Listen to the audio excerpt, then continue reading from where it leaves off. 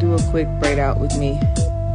I did this initial style, if you want to call it that, about 3 weeks ago. And that's when it dawned on me that I've been low-key depressed for probably about a year. I never like to claim that title or that word or even that energy, but it started unfolding for me a couple of months ago when I realized that for Black women, getting our hair done is literally readjusting our crown. So if we are choosing not to do our hair, we're choosing not to adjust our crown, we may have forgotten just exactly who we are and like what our purpose is.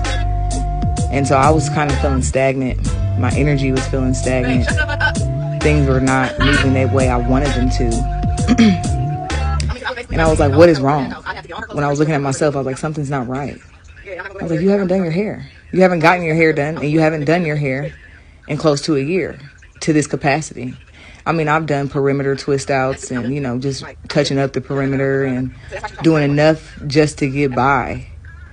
But my hair needed the love. My scalp, my skull, my brain, all of it needed the attention of going through and parting each one of those locks and retwisting them and conjoining them together with another piece of hair and binge watching my favorite show. I needed that time. And I didn't know that I needed that time until it crept up on me in another form of expression and feeling. And me not being able to get my hair done by other people is a whole other bag of worms in and of itself. It's not because I can't afford it. It's not because I don't want to sit for 3 hours or 4 hours in somebody's salon. It's because my crown is spiritually attained. It was spiritually acclimated.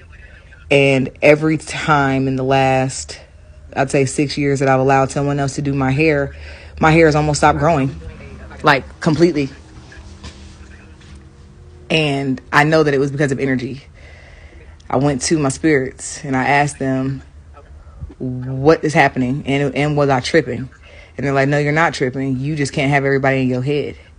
So then I began to talk to some of my other friends and they were like, oh yeah, my mom taught me a long time ago, don't let people in your head. You find one person who you trust and you let them in your head. And the one person who I did trust ended up pulling my baby's hair out with some really tight braids. Then she proceeded to do some other spiritual things that derailed my life for a minute. So that took me a while to find somebody else to trust. And that girl stole my entire swag. Past life readings, all of that. She didn't know anything about past lives. She didn't know anything about tarot. In fact, she was afraid of the spiritual world until she met me. And she started giving me discounts. Like, she was charging my friend who had locks like $100 for her hair. And it wasn't even a style. She was charging me like $40, $35. Oh, come get your hair done every week. Come get your hair done every weekend. I thought that it was just, her being polite. Come to find out, she was stealing my energy and stealing my swag. Doesn't my hair look so pretty? I'm sitting here talking about how it didn't grow. That bleach that you see on them tips stopped my hair from growing for a couple of years. But we finally back. We back. I cut off some dead ends. I recommend that any person with locks that you've been growing in for a while, I've been growing my hair for about 7 years. If you've been growing your hair for a while and you feel like it's not growing, we have to treat our hair just like other people do and clip our ends. You will see a massive turnaround. I cut my bangs every 4 months. I haven't cut them since, I don't know when the last time I cut them, actually. But I'm not cutting them. I want to see how long I can get them back out. But what I learned is that when I cut my bangs, they grow back within 3-4 months and I have to cut them again. So that made me feel like, okay, go ahead and chop some of this hair off and see what happens. And that was last August. And there's been a huge turnaround. So I don't know who needs to hear this, but if you're feeling sad or just not complete, get up, do your hair, get cute. Go out in the sun, drink some water, count your blessings, count everything that you have, everything you've attained, everything you've lived through. And remember that you will too live through this and that your power is in your hands. Remain empowered. This year is the beginning of the tilt of an iceberg.